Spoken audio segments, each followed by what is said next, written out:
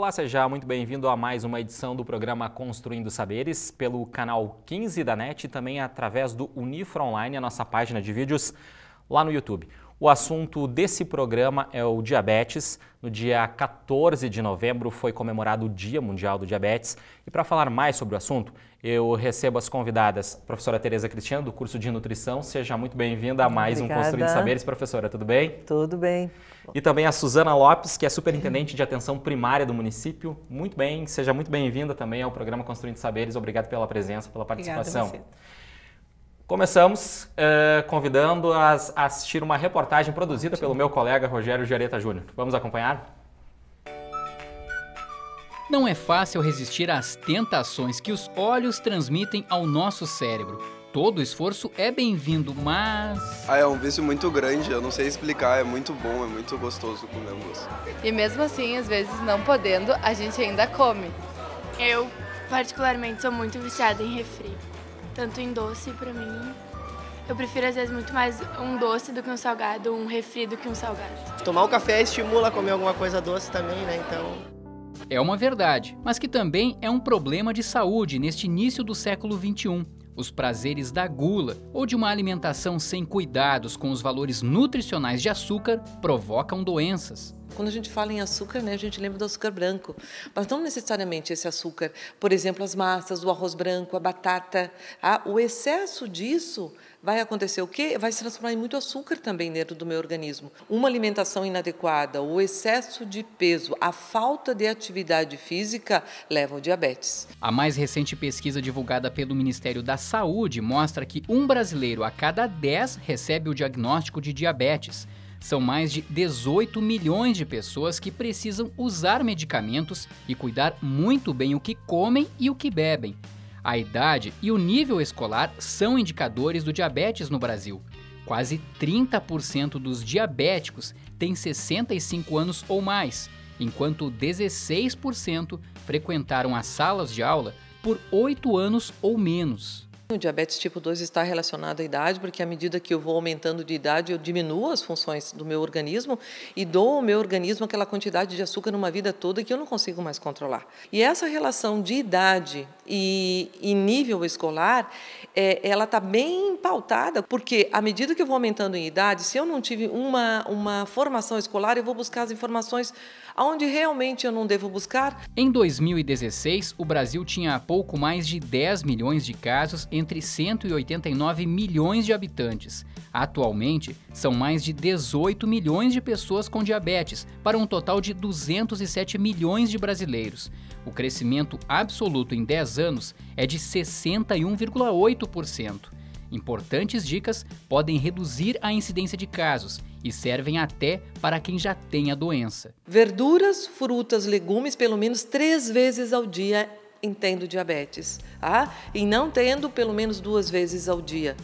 E o controle desse diabetes, eu posso viver a vida toda, muito tranquilo, sem ter um agravamento do diabetes. Quando eu vou fazer atividade física frequente, quando eu vou me alimentar de forma adequada, e quando eu não exceder em relação ao peso. Então a alimentação ela é essencial. O feijão, a batata doce, os vegetais de folhas escuras, além das frutas cítricas, do tomate, da castanha e dos cereais integrais faziam parte da dieta dos nossos avós. E agora, apesar de tanto tempo, ainda precisam estar na nossa dieta de cada dia.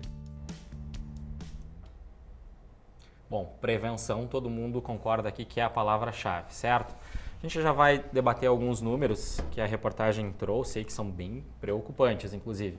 Mas eu gostaria de começar com uma definição. O que é o diabetes? Diabetes eu acho que assim fica bem interessante que o telespectador entenda que o pâncreas produz um hormônio chamado insulina, e que este hormônio é o responsável por colocar a glicose dentro das nossas células e fazer com que então a gente possa retirar disso a nossa energia, né? A glicose é importante para nós em termos de aporte genético, e o diabetes nada mais é do que uma falência deste pâncreas em produzir insulina. o que a gente precisa fazer uma diferença importante é no tipo 1 e tipo 2 de diabetes. O tipo 1 inicia muito cedo. Muito cedo esse pâncreas não produz mais insulina. Então, na infância, na adolescência, ele é um diabetes que vem com uma sintomatologia muito mais gritante, né? Com consequências muito desastrosas, assim, muito cedo, né? O diabetes tipo 1, para quem não faz um tratamento adequado, aos 30 anos pode já ter uma perda de visão, já pode ter um rim que não funciona mais. Então, as consequências do diabetes tipo 1, quando não tratado devidamente, quando ele se apresenta, são bem mais rápidas, né? As complicações são bem mais rápidas, as consequências bem mais graves, e necessita que a gente possa fazer esse diagnóstico muito cedo, até porque é impossível não fazer, porque esses pacientes do tipo 1, geralmente eles, por conta dessa sintomatologia, eles procuram uma assistência. E às vezes essa assistência se dá num pronto atendimento quando eles já estão entrando no que a gente chama de cetoacidose ou pré-coma diabético ou até mesmo coma diabético. Então isso é muito importante que a gente faça essa diferença. No diabetes tipo 2, que também é por redução da produção da insulina pelo pâncreas, que também vai fazer com que essa glicose não entre na célula e que com isso essa energia e esse trabalho que a glicose nos traz também não aconteça, os sintomas já são mais lentos, acontece mais tarde na vida e está relacionado mais a sedentarismo, a obesidade, né? O estilo de vida, né? Estilo de vida, hábitos alimentares, né? Influencia muito. Hábitos alimentares equivocados, né? Que hoje a gente sabe que é muito complicado mudar a cultura alimentar que a nossa população tem, né? Então, e também com a longevidade, né? Hoje se vive mais e quanto mais se vive, maior a chance que esse pâncreas comece a ter dificuldades, que a reportagem né? mostrou. É o envelhecimento. O envelhecimento leva uma hipofunção desse pâncreas na produção dessa insulina. Menos insulina e nós chegamos a esse diabetes, mas numa idade mais avançada. Mas hoje o que a gente vê, né, professora, é que hoje a gente tem também jovens obesos. Com diabetes tipo 2. Com diabetes tipo 2, né? Então já é uma diferença. Não tem aquele quadro do diabetes tipo 1, mas por conta desses hábitos alimentares... Principalmente hábito alimentar, excesso de peso, falta de atividade física. Sim, isso hoje traz a obesidade, com a obesidade esse risco cada vez maior dos nossos jovens e da população cada vez mais jovem desenvolver o diabetes tipo 2. É bem importante. Professora, uma pergunta. Minha avó materna ela tinha diabetes. E naquela época, isso já faz um bom tempo, se tinha um mito assim, tipo, opa, eu tenho diabetes, eu não posso consumir açúcar. Então ela não comia nada. Isso é um mito ou é uma verdade? Isso é uma verdade. Isso é uma verdade, sua avó já tinha sabedoria, embora o envelhecimento nos traga isso, ou a vida nos traz essa sabedoria, ela tinha isso e provavelmente ela tenha recebido uma informação. Hoje se sabe que eu devo priorizar na minha alimentação nenhum tipo de cereal refinado, ou seja, farinha branca, arroz branco, massa branca, batata inglesa, para quando eu tiver o diabetes, seja ele insulino dependente ou não insulino dependente.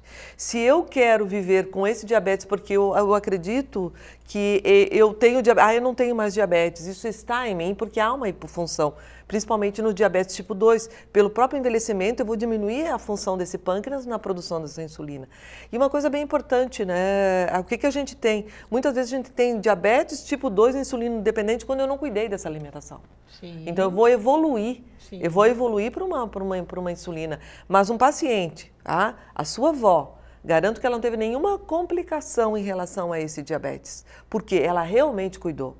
E o que a gente precisa tratar, de fato, no diabetes é o consumo excessivo desses alimentos industrializados, ultraprocessados. Isso começa agora? Não, isso começa a vida toda? Não, isso começa na gestação. Na gestação. Porque há o risco do diabetes gestacional. Também. A gestação já é um pré-determinante para doenças crônicas da criança, daquela futura criança que está sendo gerada. Então, o cuidado para se evitar diabetes, ele começa na gestação, na introdução de alimentos e todo o processo educacional. Mas eu não posso introduzir nenhum tipo de alimento na minha casa, dizer para uma criança comer algo integral e não comer outro, se os pais não têm esse modelo em casa. Que é o que a gente tem, que ela acabou de colocar, a questão cultural. Então, eu preciso cuidar muito da questão cultural, social, econômica, porque muitas vezes nós discutimos muito na clínica aqui, o que acontece?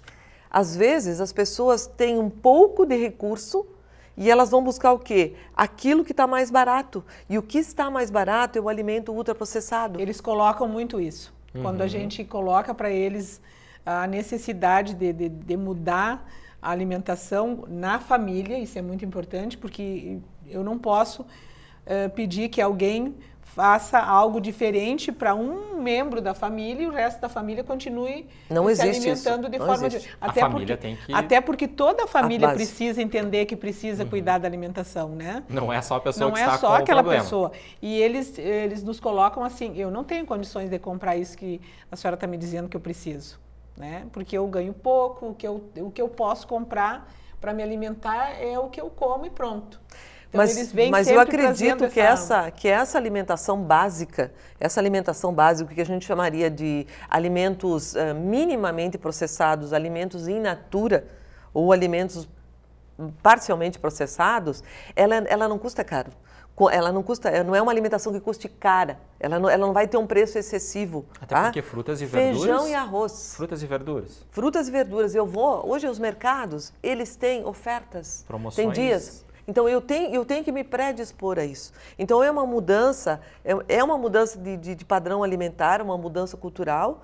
E o que a gente tem hoje? É possível comer bem. Por exemplo, se eu comer feijão e arroz, mesmo que seja o arroz branco, eu tenho no feijão uma quantidade boa de fibra. E o melhor alimento é o feijão e arroz para a gente. Não precisa nem ter a carne. Então, uma folha de couve, um maço de folha de couve custa 50 centavos. Mas isso vai muito ao encontro do que a doutora Suzana falou. Eu acho que a mudança é o grande problema. É o grande problema. É difícil mudar a mentalidade, a rotina de uma família. A gente sabe que é essa rotina. Então, eu vou te devolver essa mudança. O que eu tenho hoje? Eu não tenho mais controle. Eu estou fazendo as políticas públicas em relação à prevenção, eu não estou dizendo que elas estão falhas, mas elas não estão dando conta. Então, eu acredito que o nutricionista ou as políticas públicas deveriam priorizar muito o aspecto da educação nutricional. A educação nutricional voltada para a família, não especificamente para a doença. A educação nutricional voltada ao controle e à prevenção, não ao processo... Prevenção. Promoção e prevenção. Não é o processo curativo. Sim. Nós estamos lidando hoje, doutora Suzana, estamos apagando incêndio. Só apagando incêndio. É só apagando incêndio. Nós não estamos trabalhando... gelo. Isso. Nós não estamos trabalhando com um processo preventivo, um processo educativo. Trabalhando com as consequências. As consequências. E aí onde está? E eu falo que são as políticas públicas de saúde. Nós aqui na instituição, na clínica que nós atendemos aqui e no ambulatório da Casa de Saúde, eu posso afirmar para vocês que 80% das pessoas atendidas, tanto aqui na clínica quanto lá, nós temos um volume em torno de 400 pessoas, diabetes. Seja diabetes insulino dependente, que é muito pouca a porcentagem. O tipo 1 é insulino dependente sempre, né? E o tipo 2, tomando hipoglicemiante, 2, 3 doses ao dia. E aí, quem é que arca com os custos disso? O próprio Sistema Único de Saúde. Além do tratamento ser caro, ele também é um tratamento que precisa ser levado muito a sério pelo Com certeza. Aí fica a dificuldade. Paciente, eu sinceramente, assim, depois de tantos anos na clínica, eu penso que é um desafio. O tratamento? É um imenso desafio, a doença crônica, né? Tanto a hipertensão como o diabetes, mas o diabético é um desafio porque eu preciso mudar o hábito alimentar dessa pessoa, dessa família, né? Eu preciso convencer, pactuar com ele. Ele precisa ter um vínculo muito bom comigo, com a minha equipe, né? Não só o médico, mas toda uma equipe. Diga-se de passagem, não funciona só medicamento. O que precisa é esta orientação nutricional, é essa orientação em atividade física, é essa educação que a professora fala. Isso é feito por uma equipe multiprofissional que trabalhe de forma interdisciplinar. Sem isso, nós não vamos conseguir avançar. Eu preciso, então, pactuar com esta pessoa que tem um vínculo comigo, né, com a minha equipe, que ela precisa, então, mudar o seu hábito alimentar, que ela precisa praticar atividade física. Eu preciso que ela entenda que ela tem uma doença crônica e que, portanto, eu e a minha equipe somos responsáveis pelo cuidado continuado desta pessoa, deste paciente, por toda a vida.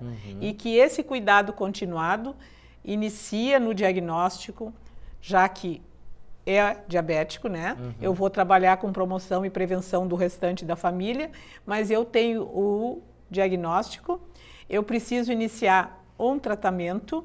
Este tratamento, ele precisa entender que é para sempre, para o resto da vida, e que talvez eu inicie com uma orientação sobre a dieta, sobre a atividade física, mas eu vou precisar já muitas vezes entrar com uma medicação, no diabetes tipo 2 com uma medicação oral, certo?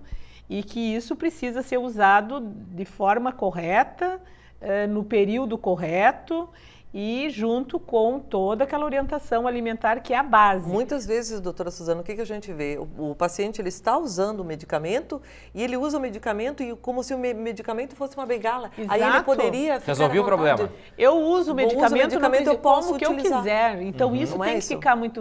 É mudança de cultura alimentar, não adianta. Além disso, eu preciso ter ele sempre muito próximo, né? Ele precisa viver naquele território, usar aquela unidade de saúde que ele tem disponível para que ele possa tirar essas dúvidas e para que eu possa estar cobrando. E depois, se só esse hipoglicemia antioral não resolve, eu vou ter que fazer uso da insulina. E aí fica muito mais complicado. Fica muito maior o desafio até na aplicação da insulina. Ela tem todo um critério para a aplicação, como ela deve ser conduzida quando eles buscam na farmácia, como ela deve ser guardada, aplicada, os horários, né? O controle, quem faz uso de insulina regular e insulina lenta, precisa ter um controle através da glicemia capilar. Vai se alimentar antes e vai ter que fazer depois da refeição. Então aquilo gera assim uma rotina muito exaustiva e que precisa muito que a família apoie, que precisa muito que a pessoa entenda.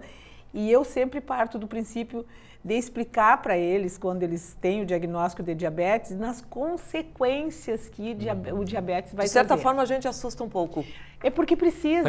O comportamento ele é um pouco suicida no diabetes, o que a gente vê. Né, professora? Esse comportamento é suicida. Se você não leva a consequência, você não mostra se alimentando de tantas e tantas horas, vai ter uma consequência. E a gente fala das consequências. Às vezes parece que a gente assusta. Porque mas não é isso.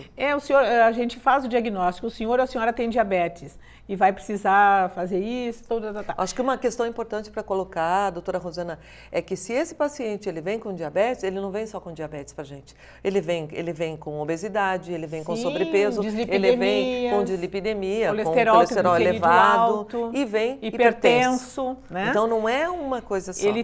Principalmente esse paciente com mais de 60 anos. Então, nós precisamos colocar para este paciente o que vai acontecer. Eu costumo dizer para eles assim, não adianta brigar com a diabetes. Ela vai vencer sempre.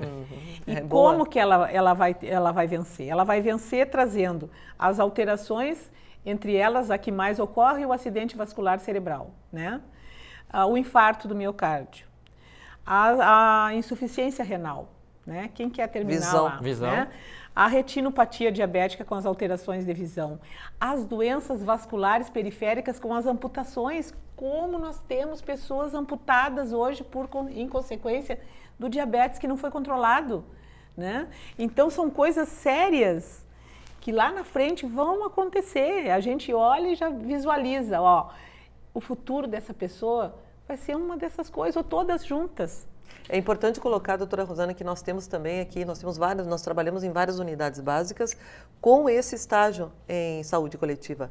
Então, existem as VDs, existe o atendimento dessa população e o diagnóstico e a incidência e a prevalência não se difere do que nós temos no ambulatório aqui, na instituição, nos laboratórios de prática, nem no ambulatório da Casa de Saúde. É a mesma coisa, Gereta. Eu tenho que dar infelizmente, uma notícia não muito agradável. O programa está quase terminando. A gente tem menos de 5 minutos, então eu gostaria de fazer uma pergunta para as duas convidadas. Fui diagnosticado com diabetes. Onde eu posso buscar ajuda no município e como funciona o laboratório aqui da Unifra?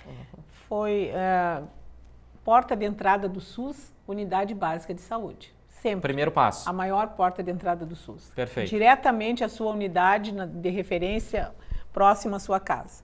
Lá os exames vão ser realizados, o diagnóstico vai ser feito e vai se estratificar o risco daquele diabetes. É um diabetes inicial, é leve, precisa só de orientação alimentar. É diabetes que precisa só de hipoglicemiante, dá para conduzir, não tem complicações, fica na unidade. Tem complicações, preciso da avaliação do especialista, vou encaminhar para o especialista, o que já começa a funilar, né? Já começa a ter dificuldade de chegar até esse especialista por conta da oferta, certo? Perfeito. E a partir dali, as consequências maiores, como o AVC, o infarto, a necessidade de amputação, aí já a atenção já é a atenção terciária, né? Que tem a alta complexidade, a internação hospitalar, enfim. E ainda a gente tem a reabilitação, né? Para questionar, porque depois de um AVC, né? Nós precisamos reabilitar essa pessoa, tem todo um processo. Então, esta rede, esta linha de cuidado, ela é também um desafio em que nós precisamos trabalhar e a gente vem pensando nisso para logo, né? Porque ela está ainda muito fragmentada. Na questão do que nós estávamos falando, prevenção, controle e trabalhar no processo curativo também. Bom, aqui na instituição, nos laboratórios de prática, nós temos atendimento agora nesse semestre 4 vezes por semana pela manhã. Então, como falei, a maior parte dos nossos pacientes atendidos são diabéticos. O que a gente, enquanto laboratório de práticas em nutrição clínica, social, o que a gente trabalha? A gente trabalha com processo educativo. A gente proporciona para esse paciente toda essa questão que ela falou, essa questão da comunidade, onde é que ele vê, como é que a alimentação familiar ela pode ser modificada, onde comprar. Eles recebem um plano alimentar, onde esse plano alimentar vai melhorar a qualidade de vida. Então, não somente aqui no ambulatório da Casa de Saúde, nós também fazemos, trabalhamos nessa nutrição clínica social. E trabalhamos também nas unidades básicas, trabalhando com a questão da educação nutricional, no processo de controle, no processo de prevenção e no processo educativo e curativo também, que é o que nós mais estamos trabalhando. Então, o que a gente queria deixar como mensagem aqui Rogério, o que a gente queria deixar como mensagem aqui? A gente quer deixar que é possível você fazer prevenção pela alimentação. E depois de diagnosticado também é possível ter uma vida com qualidade eu mesmo? Digo, uma sobrevida fantástica. Sim. Nós temos pacientes que têm um controle o resto da vida e não tem nenhuma evitar consequência. As complicações. Ele não vai ter nenhuma consequência. Ou retardar, né, professora? Sim, retarda. Ou retardar as complicações. A alimentação, Rogério. A palavra-chave. O que a gente tem? Alimentação. A pessoa fazendo as refeições, às vezes não precisa toda aquela... as pessoas ficam um pouco assustadas, tem que fazer 6, 7 refeições ao dia. Não, você tem que ter um bom controle glicêmico com os alimentos adequados. A gente sempre cita o Guia Alimentar Brasileiro, onde se fala sobre alimentos in natura, minimamente processados e alguns processados que a gente não pode evitar. Então, os integrais, evitar os refinados, qualquer tipo de açúcar. E cuidar, se for diabético, cuidar também com as frutas. Porque parece que a fruta é inocente, ela não é tão açúcar, inocente. Né? Se eu tiver uma insulina inadequada, uma glicose inadequada, a fruta também não é muito bem-vinda. Não mais do que 3 porções ao dia. Então, o processo alimentar, ele diz tudo e ele previne e, de certa forma, melhora a condição da sobrevida do paciente. Com certeza, melhora. Vai melhorar muito, muito. Porque depois de um AVC, ou do infarto, de uma amputação, a qualidade de vida muda para pior, assim, demais. Então, eu acho que evitar que essas coisas aconteçam é o propósito depois de fazer o diagnóstico, né? Sim, sim, muito importante. Perfeito. Rogério, eu penso assim, ó, e o que a doutora encontra e o que a gente encontra não é diferente. Então, quando a gente fala em processo cultural de alimentação, eu acho que é possível mudar. Nós estamos deixando-nos dominar por uma indústria que quer nos vender produtos e ninguém verifica que eu estou ficando doente com isso. Sem dúvida. E é essa visão que as pessoas têm que ter. A indústria está nos tornando doentes, seja com diabetes, ou hipertensão, ou dislipidemia. Então, eu preciso, o brasileiro em si, pelos números que você citou anteriormente, Rogério, ele precisa tomar consciência. E aquilo que você falou da sua avó, eu vou voltar àqueles hábitos anteriores. O próprio Guia Alimentar Brasileiro fala isso. Isso é condição de saúde. Isso é prevenção. Perfeito. E começa na gestação. Na gestação. Isso. Quero agradecer muito a presença de vocês duas aqui. Nós trouxemos informações bem importantes para quem tem a doença e para quem não tem, para que não venha a desenvolver o diabetes, não é mesmo? Isso. Infelizmente, nosso tempo terminou. A gente teria mais assuntos para seguir aqui muito mais, falando sobre a doença. Mas neste programa a gente vai ficando por aqui. Você também pode rever o Construindo Saberes e todos os programas da TV Unifra. Lá, você sabe aonde, né? Unifra, lá no Unifra Online. Acesse aí, youtube.com/unifraonline. Unifra Online. Nós voltamos na próxima semana com outro Construindo Saberes e um outro assunto. Até lá!